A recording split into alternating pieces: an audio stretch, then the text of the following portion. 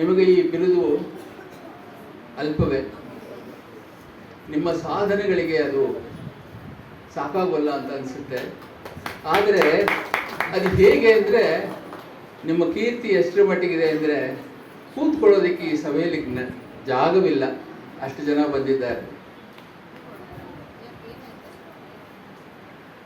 ಈಗ ನಾನು ಜಾಸ್ತಿ ಹೊತ್ತು ತಗೊಳ್ಳಲ್ಲ.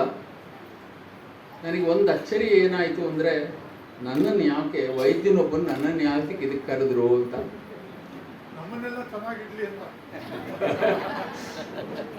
ಆದರೆ ನನಗನ್ನಿಸ್ತು, ಈ ಸಮಾರಂಭದಲ್ಲಿ ನಿಮ್ಮೆಲ್ಲರ ಗುರುಗಳ ಆಶೀರ್ವಾದ ಪಡೆಯೋದಕ್ಕೆ, ನಿಮ್ಮೆಲ್ಲರ ಸತ್ಸಂಗ ಆಗಲಿ ಅಂಥೇಳಿ ಆ ದೇವಿ ಇವರಿಗೆ ಪ್ರೇರೇಪಣೆ ಮಾಡಿದ್ದಾಳೋ ಏನೋ. ನನಗೆ ನಿಮ್ಮೆಲ್ಲರ ಜೊತೆ ಇರೋದಕ್ಕೆ ಬಹಳ ಸಂತೋಷ ಆಗಿದೆ. ಈ ದಿನ ನಾವು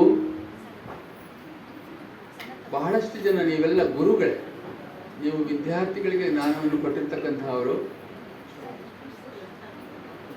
ಗುರುವಿನ ಸ್ಥಾನ ಬಹಳ ದೊಡ್ಡದು. ನಮ್ಮ ಸನಾತನ ಧರ್ಮದಲ್ಲಿ ನಮ್ಮ ಹಿಂದಿನ ಸಂಚಿತ ಪಾಪಗಳನ್ನು ಕಳೆದುಕೊಳ್ಳೋದಕ್ಕೂ, ಮುಂದೆ ಮಾಡತಕ್ಕಂತಹ ಪ್ರಾರಬ್ಧ ಕರ್ಮಗಳನ್ನು ಕಡಿಮೆ ಮಾಡಿಕೊಳ್ಳೋದಕ್ಕೂ ಗುರುವಿನ ಮುಖಾಂತರವೇ ಹೋಗಬೇಕು ಅಂತ ಇದೆ. ಗುರುವಿನ ಗುಲಾಮನಾಗುವ ತನಕ ದೊರೆಯದಣ್ಣ ಮುಕುತಿ ಇದೆ. ಸೊ ಈ ಸ್ಥಾನದಲ್ಲಿರ್ತಕ್ಕಂಥ ನಿಮ್ಮೆಲ್ಲರಿಗೂ ಮತ್ತೊಮ್ಮೆ ನಾನು ನಮಸ್ಕರಿಸಿ, ಈ ಕಾರ್ಯ ನೀವು ಮಾಡ್ತಾ ಇರೋದು ವೇದ ಇರ್ಬೋದು, ಸಂಗೀತ ಶಾಸ್ತ್ರ ಇರ್ಬೋದು. ಶಾಸ್ತ್ರ ಅಂತ ಯಾಕೆ ಹೇಳ್ತೀನಿ ಅಂದರೆ, ನಮ್ಮಲ್ಲಿ ಏನು ಮಾಡಿದರೂ ಶಾಸ್ತ್ರ ಸಮ್ಮತವಾಗಿ ಮಾಡಬೇಕು ಅಂತಿದೆ. ಅದನ್ನು ಬಿಟ್ಟು ಮಾಡಿದ್ದು ಸಂಗೀತವಾಗಲ್ಲ, ಶಾಸ್ತ್ರವಾಗಲ್ಲ, ವೇದವಾಗಲ್ಲ. ಶಾಸ್ತ್ರ ಸಮ್ಮತವಾಗಿ ನೀವು ಏನು ಕಲ್ತಿದ್ದೀರಿ, ಏನು ಮಾಡ್ತಾ ಇದ್ದೀರಿ, ಇದು ಆ ತಾಯಿ ಶಾರದೆ ನಿಮಗೆ ಯಾವಾಗಲೂ ಮಾಡಲಿ ಅಂಥೇಳಿ ನನ್ನ ಪ್ರಾರ್ಥನೆಯನ್ನು ಮಾಡ್ತೇನೆ. ಇನ್ನು ಲೌಕಿಕಕ್ಕೆ ಬಂದರೆ ನಾನು ಜಾಸ್ತಿ ಹೊತ್ತು ಟೈಮ್ ತಗೊಳ್ಳಲ್ಲ. ಇಷ್ಟು ಆಯಿತು.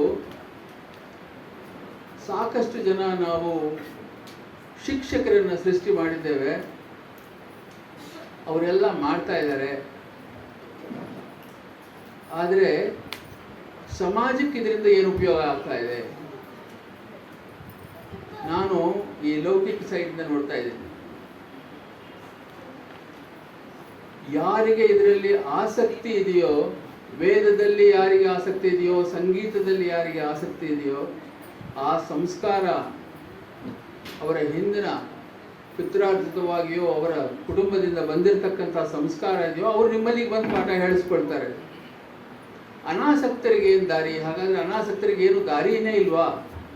ಅವ್ರು ಮುಂದಕ್ಕೆ ಹೋಗೋಕ್ಕಾಗಲ್ವಾ ಅಂತಂದರೆ ಅದರ ಜವಾಬ್ದಾರಿ ಸಮಾಜ ತಗೋಬೇಕಾಗಿದೆ. ಸಂಗೀತ ಶಾಸ್ತ್ರ ಶಾಲೆಗಳು,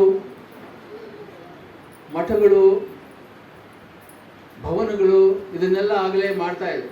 ರಾಮಕೃಷ್ಣ ಇದು ಭಾರತೀಯ ವಿದ್ಯಾಭವನ, ಬೇರೆ ಬೇರೆ ಮಠಗಳು, ಶಾಖೆಗಳು ಅದನ್ನು ಮಾಡ್ತಾನೇ ಇದೆ. ಆದರೆ ಇದು ಎಲ್ಲಿವರೆಗೂ ಪಸರಿಸಬೇಕು, ಸ್ಪ್ರೆಡ್ ಆಗಬೇಕು ಅಂತಂದರೆ, ಒಂದೊಂದು ಹಳ್ಳಿಯಲ್ಲೂ, ಒಂದೊಂದು ಊರಿನಲ್ಲೂ, ಒಂದು ಎಕ್ಸ್ಟೆನ್ಷನ್ನಲ್ಲಿ ಪಟ್ಟಣಗಳು ತಗೊಂಡ್ರೆ ಅಲ್ಲಿ ಆಗಬೇಕಾಗಿದೆ. ಈಗ ಗಣಪತಿ ಹಬ್ಬಕ್ಕೆ ಮಾತ್ರ ಅದಾಗುತ್ತೆ, ಆಮೇಲೆ ಅದು ನಿಂತು ಹೋಗುತ್ತೆ.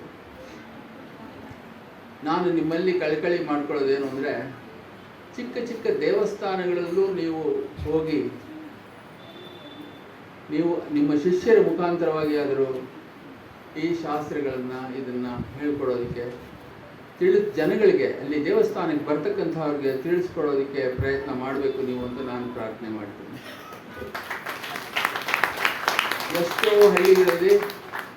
ಎಷ್ಟೋ ಹಳ್ಳಿಗಳಲ್ಲಿ ಶ್ರಾದ್ದ ಕರ್ಮಗಳನ್ನು ಮಾಡಿಸೋದಕ್ಕೆ ತಿಳಿದಿರ್ತಕ್ಕಂಥವ್ರು ಸಿಗೋದು ಬಹಳ ಕಷ್ಟ. ಅದನ್ನೂ ಕೂಡ ನಾವು ಮಾಡೋದು ನಮ್ಮದೇ ಜವಾಬ್ದಾರಿ. ಸನಾತನ ಧರ್ಮದಲ್ಲಿ ಅದು ಒಂದು ಮುಖ್ಯವಾದ ಘಟ್ಟ. ಜೀವನ ಯಾರೂ ಶಾಶ್ವತವಲ್ಲ, ಆದರೆ ಹೋದ ನಂತರ ಮಾಡ್ತಕ್ಕಂಥದ್ದು ನಮ್ಮ ಜವಾಬ್ದಾರಿಯೇ ಆಗಿರೋದ್ರಿಂದ ಅದಕ್ಕೂ ನಾವು ವಿದ್ಯಾರ್ಜನೆಯನ್ನು ಮಾಡಿ ತಿಳಿಸಿಕೊಡಬೇಕು. ಇದು ಒಂದು ನಮ್ಮ ಇದನ್ನೆಲ್ಲ ಈ ಶ್ರೀ ವಿದ್ಯಾ ವಿಶ್ವ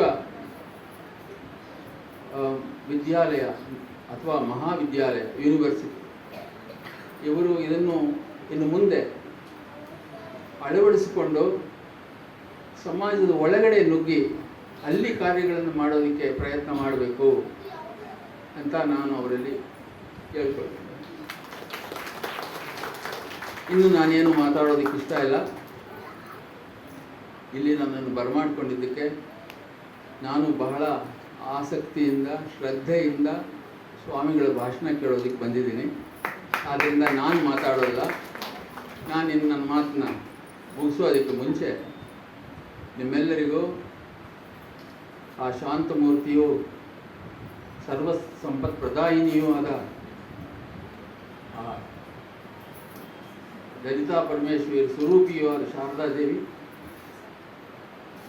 ಒಳ್ಳೆಯದನ್ನು ಮಾಡಲಿಕ್ಕೆ ಕೇಳ್ಕೊಳ್ತೀನಿ.